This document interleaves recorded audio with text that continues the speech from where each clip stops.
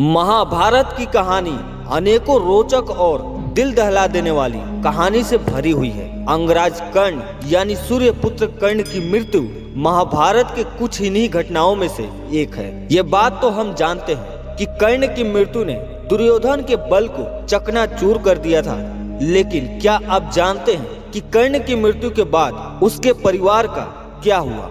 आखिर क्या हुआ उसकी पत्नी का जब कर्ण की मृत्यु की सूचना मिली? अंगराज कर्ण की पत्नी का नाम रुसाली था। महाभारत में कर्ण की पत्नी रुसाली का वर्णन एक बुद्धिमान, चरित्रवान और पवित्रता पत्नी के रूप में किया गया है। अंगराज कर्ण की तरह ही उनकी पत्नी रुसाली भी एक सुतपुत्री थी। एक सुतपुत्री होने के कारण अपने पिता आदिरथ के कहने पर कर्ण ने रुसाली से विवाह किया था। रुसाली कर्ण की विश्वास पात्र सारथी सत्यसेन की बहन थी और एक बुद्धिमान स्त्री थी। महाभारत में कर्ण की पत्नी रुसाली के बारे में बहुत ही कम वर्णन मिलता है, लेकिन रुसाली का तप और प्यार किसी स्त्री से कम नहीं था। महाभारत में उसे सत्य और निष्ठा का पालन करने वाली धर्मान स्त्री के रूप में दिखाया गया है। ऐसा कहा जाता है कि रुसाली को द्रौपदी के चीरहरण की खबर पहले ही लग गई थी।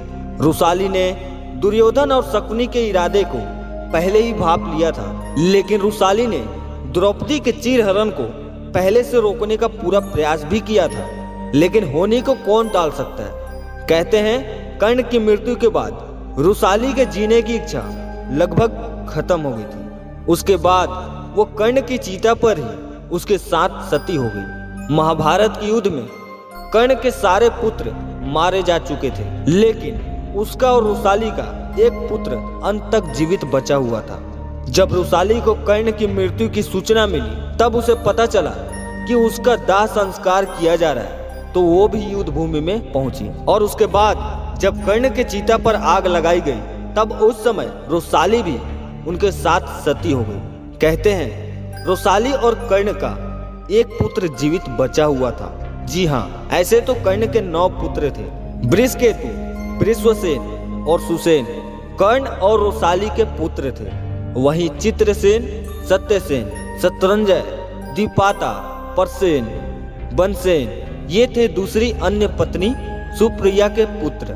कहते हैं रुसाली तो कर्ण के साथ सती हो गई, लेकिन सुप्रिया माता कुंती, गंधारी और धृतराष्ट्र के साथ वन में तप करने के लिए चली गई। कहते हैं कर्ण के ये 9 के 9 पुत्र बड़े ही तेजस्वी और पराक्रमी योद्धा थे, और ये सब अपने पिता के समान ही हर युद्ध कौशल में माहिर थे। महाभारत के युद्ध में कुरुक्षेत्र की युद्ध भूमि पर कर्ण के पुत्रों ने खलबली मचा दी थी।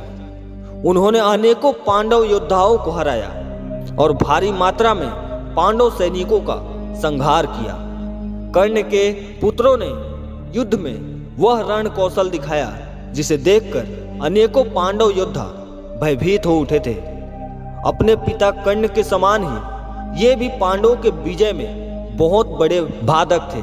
पांडव जानते थे कि बिना कर्ण और उसके पुत्रों के दमन के वो युद्ध नहीं जीत सकते।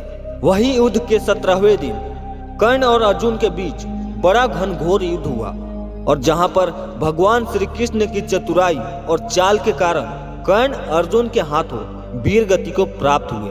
उसी दिन कर्ण के 8 पुत्र वीर गति को भी प्राप्त हो गए थे। प्रसेन का मौत का कारण स्वयं सात्यकी बने। वहीं शत्रुंजय, वृषसेन और दीपांत को अर्जुन ने मारा।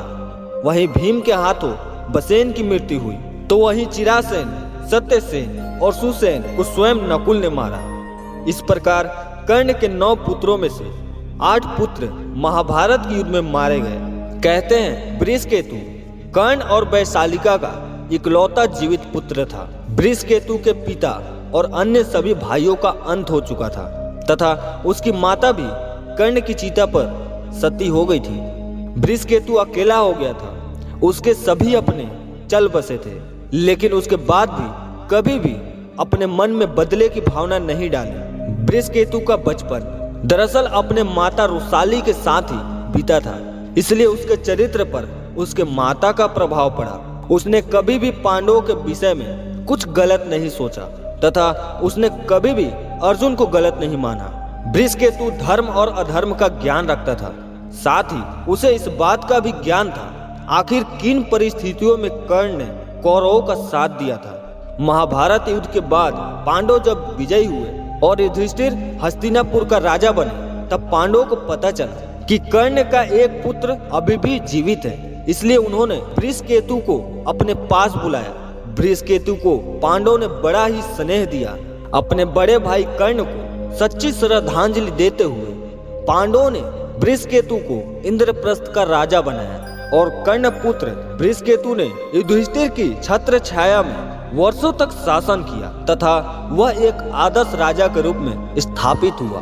वृषकेतु और घटोत्कच के पुत्र में बड़ी गहन मित्रता थी तथा उन्होंने मिलकर अनेकों युद्ध जीते थे। दोनों ने मिलकर भद्रावती के सेना को भी हराया था, जो कि उस समय में बड़ी खूंखार सेना। वृषकेतु उन्हें कहते हैं कि अर्जुन के संरक्षण में कई सारे युद्ध जीते और अनेकों युद्ध में अर्जुन का साथ दिया। कहते हैं जब युधिष्ठिर ने अश्वमेघ का यज्ञ किया, तब उस समय भारत विजय पर स्वयं अर्जुन के साथ वृषकेतु भी निकले थे, जहां दोनों ने मिलकर अनेकों राज्यों को परास्त किया और उनके राज्यों को जीता। इसी अभियान के समय में जब जाने अनजाने में अर्जुन के पुत्र प्रभु वाहन से उनका मुकाबला हुआ, तो प्रभु वाहन का युद्ध स्वयं वृषकेतु के साथ नहीं हुआ था और प्रभु वाहन ने अर्जुन के साथ साथ वृषकेतु का भी वध कर दिया था। माना जाता है कि अर्जुन की अन्य पत्नी उल्पी ने अर्जुन के साथ साथ वृषकेतु को भी पुनः जीवित किया था। कहते हैं वृषकेतु अपने पिता कर्ण के तरह ही एक बहुत ही तेजस्वी और पराक्रमी योद्धा था। उनके शिक्षक कोई और नहीं बल्कि स्वयं अर्जुन थे,